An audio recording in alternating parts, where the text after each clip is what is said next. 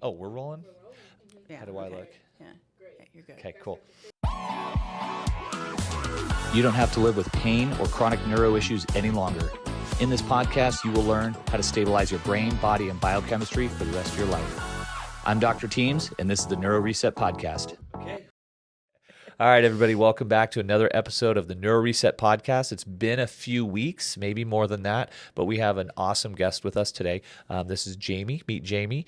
She's going to share her story. It's a very interesting story and a very awesome ending so far to our intensive that we've had over the last few weeks. But everybody, welcome Jami. Thank you for being here. Right? Thank you very much. I'm really honored to be here. It's my first podcast ever. Oh, look at that. So, but you're such a natural, yeah. right? So let's talk a little bit about what the heck you're here for. So I was diagnosed with functional neurological disorder with PNES, which is psychogenic non-epileptic seizures. Yep. In October. No, yeah. September? October. September was my Gotcha. first episode. Yeah. But October, early October, and then again a month later in November, the same diagnosis. It has been really shocking to myself as well as my family, because every year I sat down with our like annuity person, and you plan for stuff to go wrong, and well, I do. And I never had heard of this before, and to be conscious and aware that my body was doing movements I was not asking it to or didn't want it to, and then I was very, very panicky about that, and I just kind of stayed in that state. Sure. The panic, scared state. Yeah. Because even though I had a diagnosis, there didn't seem to be a plan or a direction for me, who is daily begging for help. Yeah. I was asking. So what was that process like? What was your first stop? Who did you see first that you were, where did you go for help the first time? My family doctor helped me get a referral, thank you, to the neurologist. But I never got to that appointment because my episodes, which I thought at the time were more like a focal awareness seizure or something like that. And it was like, oh, we'll just get you some meds and you'll be back. That was the first neurologist. No, this was just like what the assumption of what was going to happen. Yeah, that everything was going to be okay. Yeah. I just was like, okay, it's probably just a little form of epilepsy, and it didn't matter what. I would have freaked out about anything. I know that. But to be told I have something that's not a real something. How did they word it? What was that? Well, what went through your mind when they said this is what you have, PNES, right? Yeah. Psychogenic non-epileptic seizures. And this was the first, my community hospital, and they walked in and did the whole, there's seizures, and there are things that look a lot like seizures but aren't. And this is what you have. You have something that looks a lot like seizures but aren't actually seizures. Although it's a seizure disorder considered, it's still not a real seizure. And I'm sitting there. Yeah, sounds clear as mud. Like, what? So let's put it in perspective for how that lands with someone with your history of accomplishments, of success, of owning businesses and doing all the things, right? What did life look like for the last 20 years, 23 years? Yeah, maybe. Just go, accomplish. Let's paint this picture. Yeah, I don't. Yeah. So I'm gonna let these guys know for our listeners. So Jami is a teacher. She also owns multiple businesses outside of teaching. She also helps additional school programs drama. Was, So yeah. drama for her school, drama for another school, right? You see where we're coming from, right? And on top of that, has a whole family taking care of everybody. She's the planner. She takes care of the things. And that was just totally normal to do all the things. I really thought that's what I needed to do. And how did you solve problems? By doing more things. Yeah, I just extinguished one fire just to have another one pop up. Yeah. But it became almost comforting to keep going like that. Yeah. Because as you saw, I didn't know how to stop. Right. I think at some point, I don't know at what point, but at some point, Yeah. it just became it became way too much. Yeah. And I can't do all the things. And you know what? That is okay. We see it all the time, right? So the concept of FND, Functional Neurological Disorder, is a new name for psychogenic seizures, right? That's, in my opinion, it's much more of an appropriate diagnosis, but it still doesn't tell you what's going on, right? Yeah, and I from the very first day, help. I need help. I need help, like right now, because I feel totally different inside than I did a few weeks before. Before, although I did have this tingling in my ear for over a year. The check engine light came on, It did, right? And I tried to give it Claritin.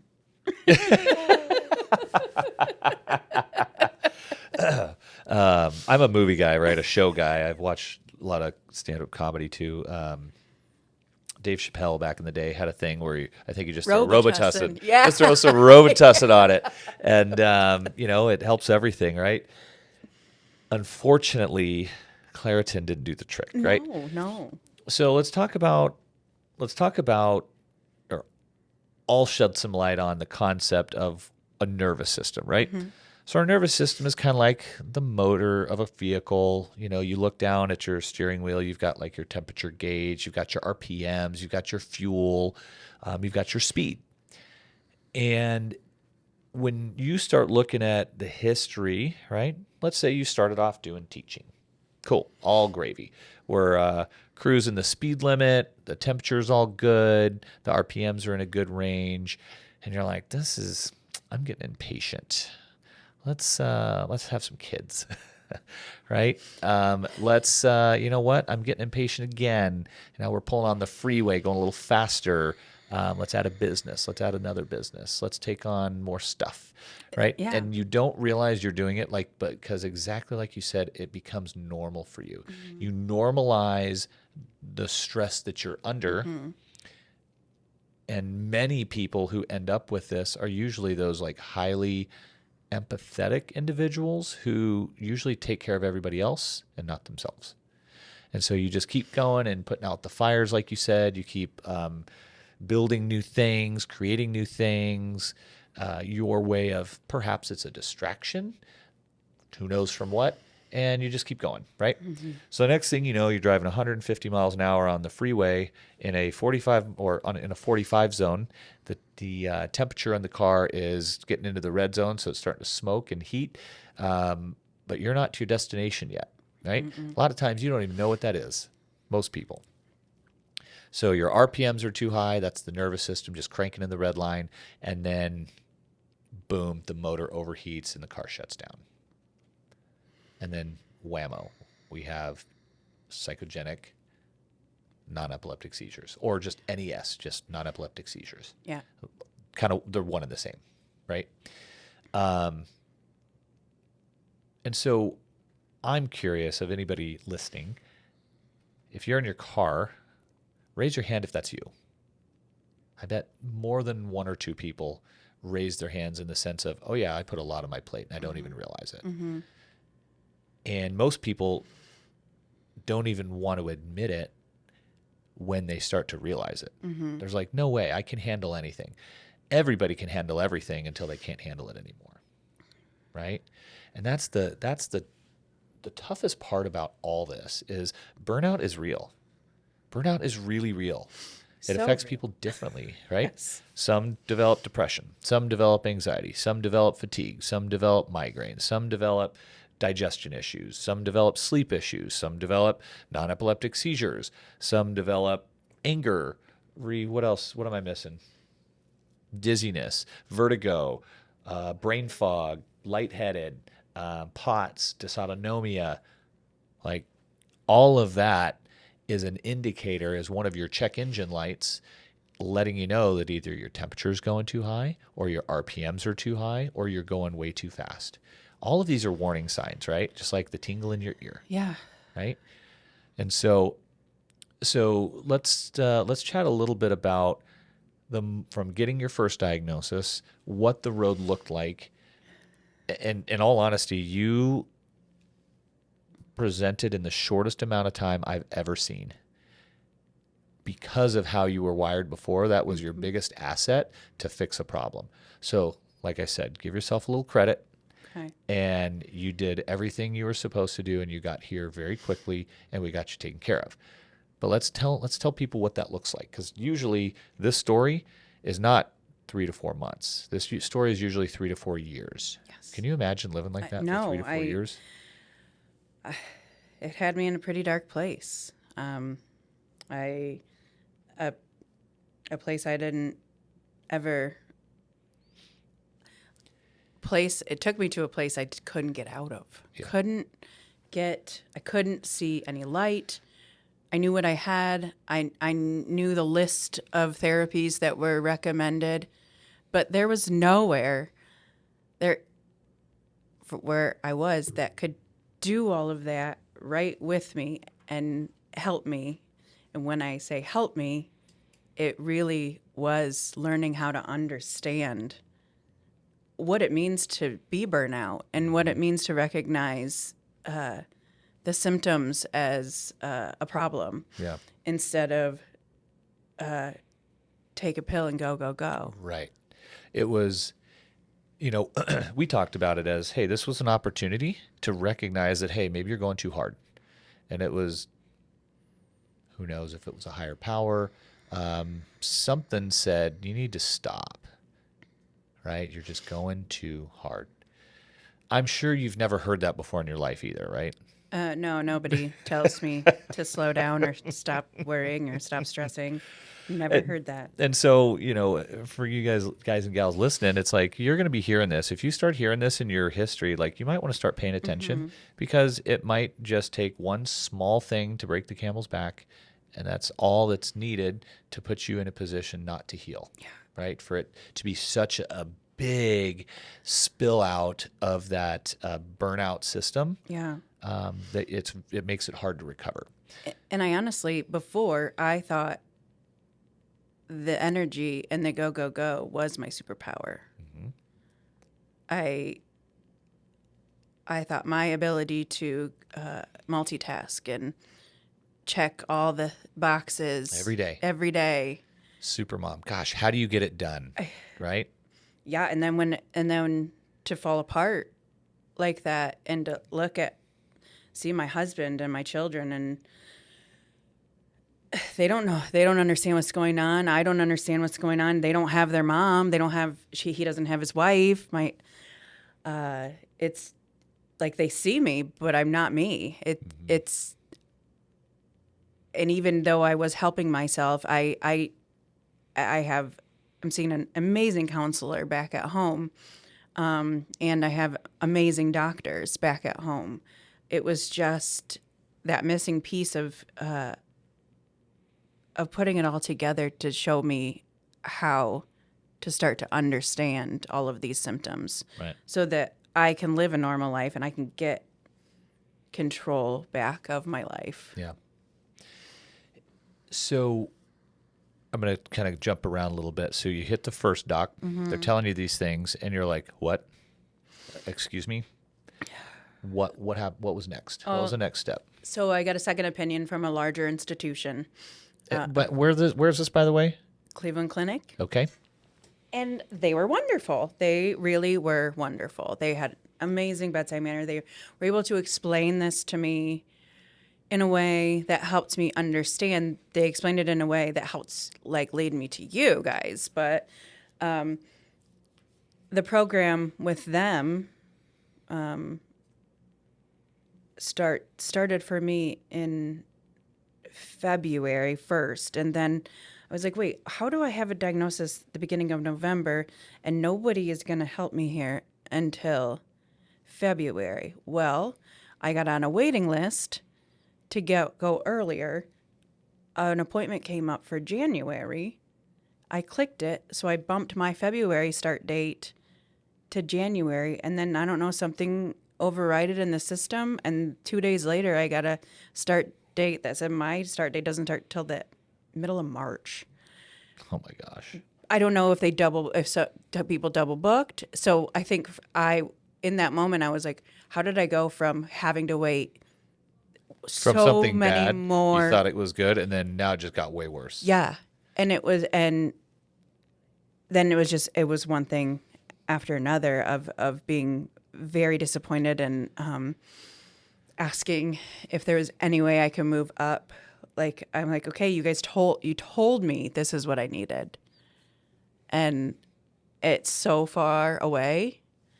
I was struggling to get up off the couch in the morning. And then if I could psych myself up to go do something, go to the store, or go to my store, my boutique. Yeah, your business. I could really do my hair and makeup and look nice, and I could perform for a few hours. It's the drama coach. Yeah, I really could turn it on and I'd be fine. And I'm feeling better. And then I would tell myself I'm better. And then I would go home.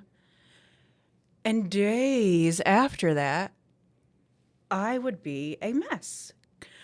So and I you'd crash for didn't days. understand. I didn't understand at that point that that's what was happening. Yeah. But there would be people who'd be like, they saw me out and they're like, you look so great. Because they knew what was going on. Small town? Yeah, right? small town. Yeah. Yeah. And very supportive, small town. You look wonderful, and I'm like, it's hard because I'm like, don't feel that took a lot of effort to really put myself together to go out for 3 hours. And I would beat myself up the next day about like, what's wrong? Wow, how was I okay? I could do it. And then I paid for it so badly.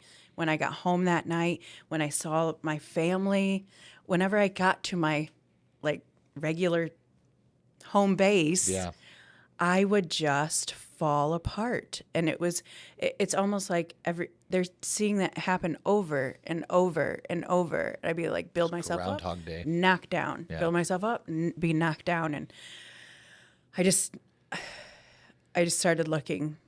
Christmas time was terrible. You're supposed to work so hard to make it so magical. And I was so miserable because of I love my family, but noises and people and expectations. And I want to watch that present. And I want to watch, it was like, just too much, overwhelming. it was just too much. And it was something. And it's not because of them, because it's the same thing that was happening last year. No, Your system just I was love cooked it. and you couldn't handle it. It's my favorite. Yeah. And I just, halfway through Christmas Day, I think I slept for not a great sleep, but I just crashed and cried and back to shaking again. And tell these people what the shaking kind of looked like, and then how many times a day was it happening? When it first started, it was hundreds of times a day. I was having them once the seizures entered my life. It was like, it's go time, and I was so sore. My head hurt, my back hurt, my stomach hurt, because they were like stomach contractions, basically. Like abdominal, like the ab muscles? Yeah. And like doubling you over yep, kind of and thing? if I fought it, It's just a cramp. Yeah, Like if really I fought bad. it would be a horrible, horrible Charlie train. horse? Like toss Yeah. it like doubled over. Just riding in pain. Yeah, Jeez. and so if you just went with it, if I didn't fight it, then It wasn't so bad. it wasn't. So then it controlled you. Yeah, it did. Wow. And I saw it, and I could see people's reaction. I could see. I almost wish I wasn't able to be awake for them, you know. And then I would be very, very tired for a bit afterwards, but then I'd usually recover very quickly. So it was a long time of doing that. And when I say a long time, for me, a couple months is a very long time. I do know that people suffer for years, and I just can't. I don't sit well on the couch anyway. Yeah, you don't sit ever. So That's why we're here, right? yeah. So when I started looking for alternate avenues for help, the only options were really big cities, like bigger than Cleveland and Like Chicago, yeah, stuff like that. Chicago and Miami, Phoenix, Nice. Thanks for the plug. Los Angeles. Yeah. The really big. So I started looking at places where I could. My father lives here in Arizona, and my mom has a place in Florida. So I started looking for places and really started focusing on getting rid of the PNES and really started focusing on help for functional neurological disorder. And once I got rid of that part of it and just focused on the FND to get help, I started finding a lot more. So I hope when people are diagnosing, I hope when the medical community is diagnosing from here on out, once they hear this. Don't worry, we'll fix it. I hope that they're able to say, you need to seek treatment For FND. for FND, Yeah. not for PNES. So the PNES is a description of the symptoms, Yes. not a description of the condition, which is the mainstream thing, Yes. right? And even, getting the seizures to subside a bit, making it where, oh gosh, I'm only having a couple a day. There's still this like motor that would not turn off inside of me. It was constantly panicking, constantly in fear, constant upset, but not understanding why. I could tell you I'm upset, but you could see I'm upset, but I had no idea what the Nothing feeling specific. was. No, right? You're like, everything is just upsetting, right? Everything. yes. So how'd you end up here? Well, I really appreciated how quick you were to respond and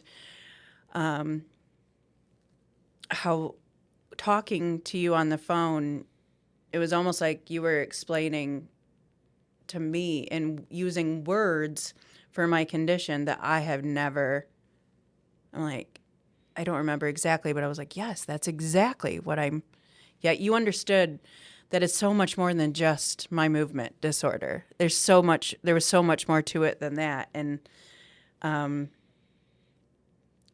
you were so confident too.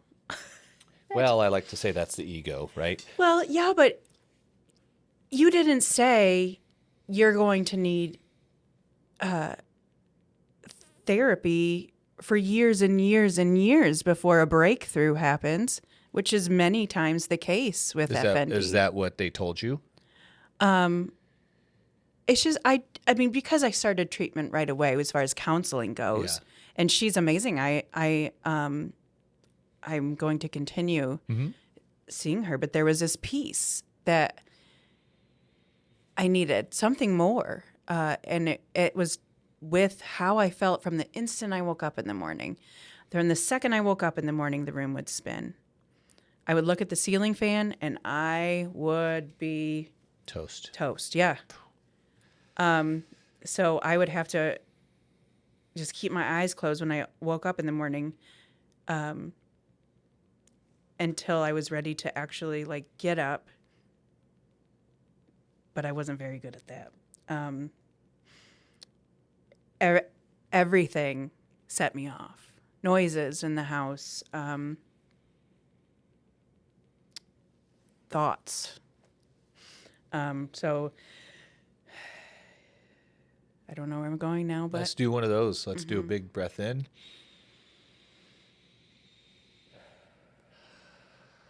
So what's our breath count that we use? 5:15. Is it effective? Very much so. Awesome. How are we doing on volume, Ree? She need to get a little closer, or is she okay? Cool. And that, I'll take over for a minute. You've been talking for a minute. You know, I'm very appreciative that you can articulate everything that's gone on with you. And we are very lucky that this has only been a few short months. Yeah. And even though it's an eternity for you, the timeline itself, right? We just got back the rest of 2025, right? You were supposed to start in 2 months from now. The rehab program that was supposed to last how long? 12 weeks, once a week for 12 weeks. Okay. What did we do? Every day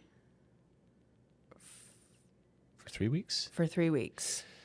So, you know, we work with other practitioners in the Valley to help support this diagnosis, right? We can't do this without some of these other practitioners. And actually, both of these practitioners we've had on other podcasts, okay? We understand what the neurological system does, how it reacts, the whole reason why they're happening in the first place. And so going back to that conversation we had, I remember it pretty well, but I'm going to keep some details to myself, of course. But I started asking questions like, hey, earlier in life, this. Do you look like this? And then I started kind of naming off the business and the never stopping and the problem solver and the you know. So there's a very consistent, I could say, demographic. Marketers use the term avatar, right? But a very consistent personality that tends to end up like this. And you never know it until they break. Some people don't break, but it's the same personality, right? And so the amount of stuff that you've been through completely 120% matters, right? Luckily, we've had enough experience with this condition, seen enough people over the years. Early on, when it was psychogenic something else and not FND, this is a new diagnosis, the new name, right? Just the last few years. Until it turned into functional neurological disorder, people weren't finding us to help them. Once I say us, functional neurologists, once we understood that everything was being called this, and we're like, this is what we do every day. Like every day, we understand the ins and the outs, what the system's doing, how hard it's being pushed, why it crashed. We can point to all the pieces of your timeline to say, this matters, this matters, this matters. This created behavior that created you go, that then set you up for the major crash. Yeah, right? you told me so many things that mattered that I didn't think mattered. And I was like, oh, yeah, you're right. That does matter. That's why it's still bothering me, or that's why I'm still thinking about it. Yeah. But I would just say it doesn't matter. That's what's so important about having the different practitioners helping. You helped me understand and connect those symptoms to feelings and to fatigue or I guess when I say I needed help with that. I mean, along with everything else. Totally.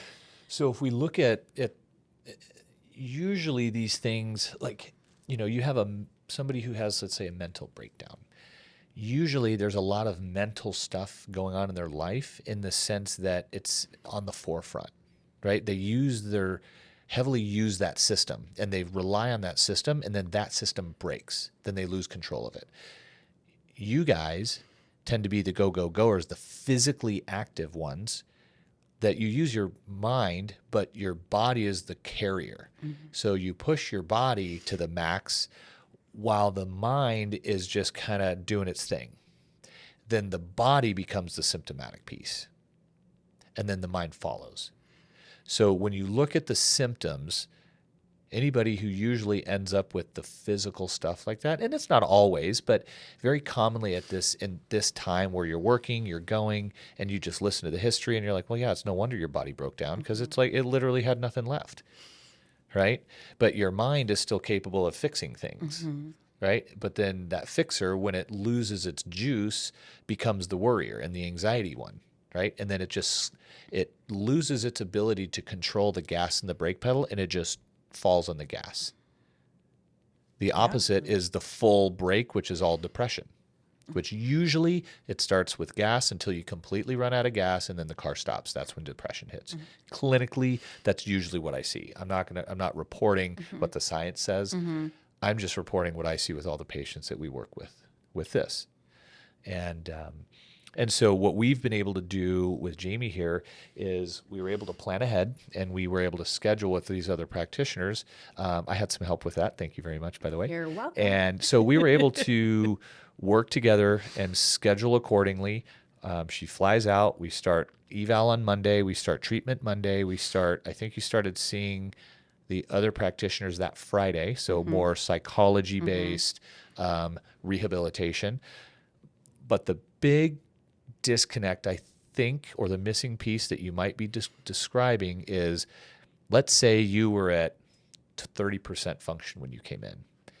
What we find clinically is when you open up Pandora's box on a psychological setting and you start going through therapy, that's very hard when you feel terrible, right?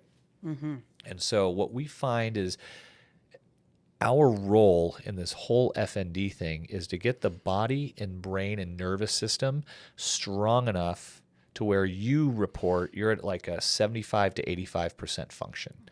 And then you go and do all the psychological rehabilitation, and you can all of a sudden handle it, right? So let's talk about, and we'll kind of wrap this up because it's the end of our day, long 3 weeks that you've had, but you've done amazing. Thank you. And if you were to do this 3-month thing at Cleveland Clinic, they'd probably start putting you with psychology right away. Well, that's very difficult when you feel like you're 30%. You literally don't have any strength to inhibit the amygdala, which is your fear system in the brain that causes all the anxiety and the sympathetic drive. Right? Like imagine just Pandora's box, all these things are flying out of it like Jumanji, right? And all of those are problems. We all have them. Everybody's got a box. It's a different size, right? So that box opens and you're 30%, and your job is to corral all of it. That's almost impossible. Yeah. So when you go through that psychology side of things, you have to go so slow, and it takes so long over the years that it just drags on and on and on. Some people have the ability to do that very quickly with patients, which is who we work with. Other people tend to just go on and on, right? So in my mind, it would have taken even longer than the 12 weeks, I think, right? Like you said. Yeah, because I would have gone that much point, more. Right? You would have been wallowing for a couple months, and then you start, so you're even worse by the time you start. But then for those people who have been dealing with this for years, you're probably working with psychology in some way, shape, or form. And if you're finding that is very difficult or that you can't handle it, like EMDR is a big one. A lot of people do EMDR and they cry, but their system falls apart and they crash for days, just like you talked about going to the office. Well, when you don't have resilience or you don't have that strength to recover, it's very difficult to keep doing that day after day after day after day, and or week after week, and just get beat up. And so our role in this whole thing is the neurological strength side of it. And so we were able to exercise your brain, exercise your nervous system, have a few conversations surrounding maybe some basic mindfulness stuff. Make this choice instead of that one next time, maybe. Very simple stuff. I call it the low-hanging fruit, right? And so we exercise the system to a point where it gets to like, first week was maybe 50%. By the end, I think by Monday, you hadn't had any symptoms over the weekend that first week. So No, I didn't. you went from before you met us having hundreds a day to however many you were having right before we met. How many was that? Before we met, it was between 1 and 5 a day. Okay. But I still didn't go a day without Yeah. symptoms of some sort. Yeah. And so I know I'm almost positive by the end of that first week, they were pretty well under control. By Monday, you had reported you hadn't had any over the weekend. And then the real work kicked in. Then it was like, let's see how far we can go in the next 2 weeks. I'll never forget when you said to me, do you feel like you can control them yet? And I said, I was real unsure of myself, and I said, maybe a little. And you just were like, well, if you can control them a little, that means you can control them. And I needed that. Like I needed like that reassurance of what I'm doing is working, and I need to keep at it because I'm improving, and it's getting better. It got better so fast. And it can. It really can. So here we are 3 weeks later. We've worked here pretty much every day, so 4 days a week, and then we've left a couple of afternoons each week, or we have Fridays as well to do the other psychology work, right? We team with these people so that we take care of all. You come here, like you just go to them, we got it. We schedule it all for you, most of it, right? And so it's kind of a one-stop shop to work with these individuals. Where are you at now, 3 weeks later? I had been diagnosed with alexithymia by the Cleveland Clinic, which I found out means that I don't understand my own emotions. I might understand yours, but I don't know. And that makes sense with how I came. Very upset, but not able to tell you what was bothering me or why.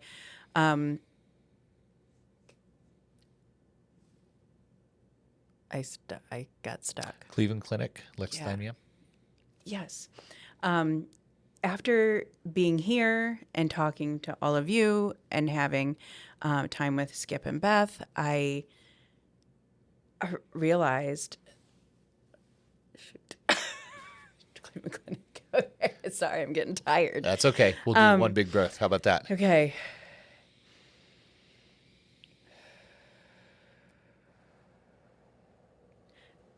Once I was able to calm my system down, like you can see, like I'll start to get all rattled again, and then I'm like, I don't know what's going on. Yeah. But was able to understand what the neuro part of it is. And I got lost again. That's okay. So what we were talking about was we've been here 3 weeks. Alexithymia. See? So alexithymia. Yeah. You couldn't explain how you feel, right? You could explain how everybody feels, which is what you empathetics and do. Like you after take care of seeing- everybody else, Thank you. right? Thank you. You put me back on the track. And now I am able to, if I have a small symptom, within a few minutes now, I can tell you what's wrong and why. And that's so powerful for me. I didn't have that at all. Like this person who doing all these things, and I was so unaware of my own emotional state. I didn't believe you if you told me I was stressed out. I didn't believe you if you told me that I was doing too much or that I was anxious, because I felt like everybody was living my life. Right. And You know, it's hard to pay attention to yourself when you're running from a bear, but that bear is also, you're chasing that bear, which is success. Chasing that bear of success is the same as having it chase you all the time, every day. And when you realize, you're like, wait a second, that's the same damn bear. The moment you realize that, all of a sudden you know, you learn something new. It's like you know what you know now. When you don't know what you don't know, good luck. But the moment you have clarity on here's the history, here's what causes it, here's what caused it with you, here's all the contributing factors, here's what it does to the nervous system, and then here's what we're going to do to help it, because here's what it does for the nervous system. Game over. Yeah. I feel like I should have been with the diagnosis been brought to you. It just feels like I hope in a few years or in a few months or that it's not so hard to find help, that it's not so, that I didn't have to go on so many internet searches and down so many rabbit holes of trying to find myself help when everybody knew what I had. To me, I just still struggle with that. I probably will until it becomes a very common way to help people with this condition, and very accepted. And because being a chiropractor doesn't help anything. it's not magic. That's what I've been saying. It's work. It's just science. When you move part of the brain, you have to have electrical signals and blood flow to the arm and the brain. When you move an eye to the left, it activates this part of the brain, and blood flow has to go there too. When you're in a fight or flight response, you don't get blood flow anywhere that you're supposed to because you're reacting and you're not you can't do it consciously, right? Soldiers can because they're trained like that. But how well do they turn that off when they come back to regular world, right? Not well. And so when you're going so fast, you're becoming that soldier, right? And you're not able, all that blood flow is going to all the areas that react. Just every day, same boom, boom, boom, boom, boom, boom, boom, boom, boom. So it becomes a machine. But then you're trying to just live life normally, right? So the science is all there. That's the biggest question everybody asks is, do you have any papers to show me on this? I'm like, I think I asked you probably that. did. I think I did. I was like, it's all out there. We just read it, or the people who teach us how to do this stuff, we watch things clinically. So we learn the neurology. We learn how it all works together. That's science. That's in every book. The problem is the psychology is in another book. Yeah. There's no two books like that that are aligned, right? Yet. And so if you can understand how the psychology of the brain works and how the neurology of the brain works and how the autonomics of the brain work, you put that all into one, you've got what I consider a pretty badass program. Absolutely. And we've got the track record to prove it. And so, you called at the right time. We got you in, got you worked on, we got you in front of the right practitioners, and we got you the results I think that you were hoping for. Yes. Right? Yes. I'm very grateful. And we've had a conversation. It's like, hey, when you leave here, your symptoms are basically gone. But we know there's maybe a few things that we want to work on, right? Because we don't want to go home and do the exact same thing and jump into the same behavior that drove that car to the breaking point, right? And so that is the biggest key in understanding treatment like this. So many other places treat you and then they just say, good luck, we'll catch you later. We support you after the fact. We just check in on you, make sure that you're doing the right homework, right? We don't treat you anymore because the treatment's done, right? We just make sure that you're sticking to your game, sticking to the plan. When you get there, it's all gravy. So what % did you come in? I think I said about 30. 30? Where would you be today? Maybe not after this podcast. They'll wore you out, right? Because I talk too much. Probably 80 something. Awesome. Yeah. So based on our scale, even if we only did this, it would be time to jump in and really address the psychology side of things, right? So which I have just scratched the surface with. I might be done with here, but I have a lot more work to do. Yeah, and that's kind of part of the whole enlightenment of things, right? Really learn thyself. Yeah. When you learn, right, one of our last piece of homework is drawing a circle in the mirror, and we can do what we need to with talking to ourselves, right? Mm-hmm. So, falling back in love with ourselves is a huge piece of this puzzle.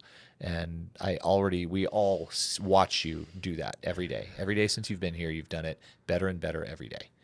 Thank you. And so I just want to thank you for being such an amazing patient.